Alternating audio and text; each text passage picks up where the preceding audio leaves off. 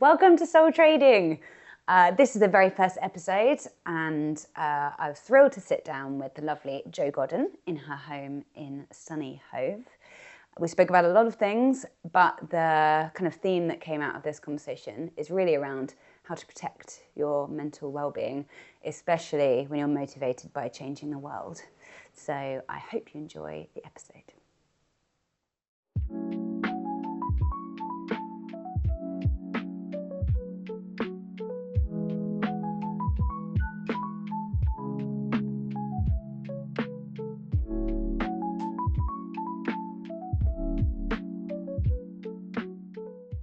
My name is Joanne Godden. I run both RubyMoon and RubyLab now, and my title is CEO.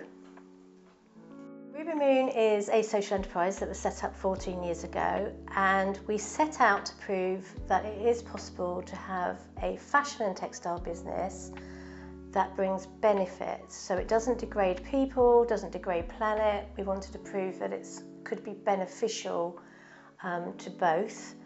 RubyLab, which has been born of RubyMoon, is a business that's setting out to recycle unrecyclable textiles.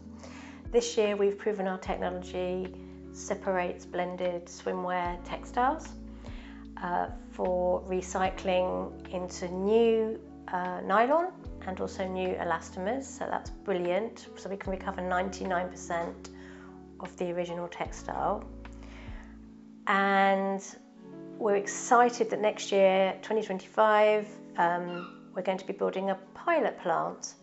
So to prove the technology works and then expand from there. So it's really exciting, and really pleased that that's finally happening, because we've been working on it since COVID, but it's finally proven as a technology, and now we're going to scale up.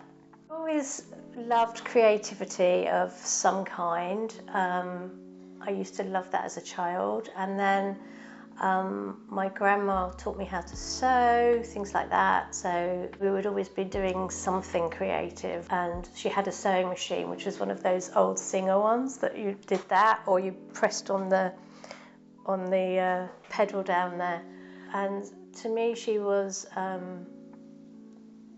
just very influential in my life, really, as that, that main grandmother, I think. That's why the company's called Ruby, because that's my granny's name.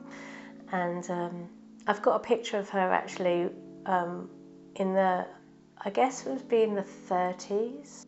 Yeah, in the 30s. And she's riding a motorbike and she's wearing like one of those cloche hats, and she's got high heels on.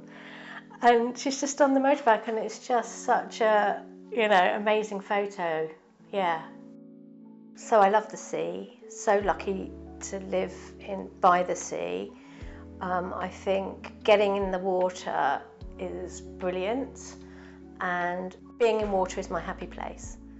Because the name of the company is RubyMoon, about 5 years ago we decided for some crazy idea, that we would incorporate the full moon aspect of our brand into offering a event and we started, there was only about 5 or 6 of us on the original event, and we had a friend come down, Nikki, who's amazing and does mindfulness, and we just had this event, and then we started doing it every month, and then it just grew and grew and grew. And I must say, Brighton in particular and Hove has an amazing community. I think this was definitely the right place, not just to start this event, but to start the business, because everyone is so supportive. People have worked here in circular economy businesses. There is a flourishing social enterprise network. Everything about Brighton has been amazing for the setup of this business. I've just been really, really lucky to be here. My professional journey now is my personal journey. There is nothing that separates them. I don't sort of come home at the end of the day and think that's work, because it's more mission-based. So it's hard to differentiate, but because of that, it's also more demanding emotionally. So sometimes I think, oh gosh, I'm exhausted, but that's because I am putting everything into it, and it's super important. That's why it's emotionally draining. And you know, it's okay to spend a day on the sofa if you want a day on the sofa watching rubbish TV.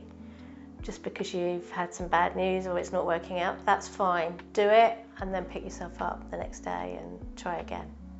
Fear of failure, everybody has that. I mean, I go through that every day, and you know, you hear that internal voice sitting on your shoulder telling you how rubbish you are, but also how you're not in any way qualified to be taking on this new job. I mean, I'm not a chemist, I'm not an engineer, but I'm on this weird and wonderful journey. Anyone just starting out on your own journey now, don't compromise. Don't be that person in 10 years' time and looks back and says, I wish I had done that then.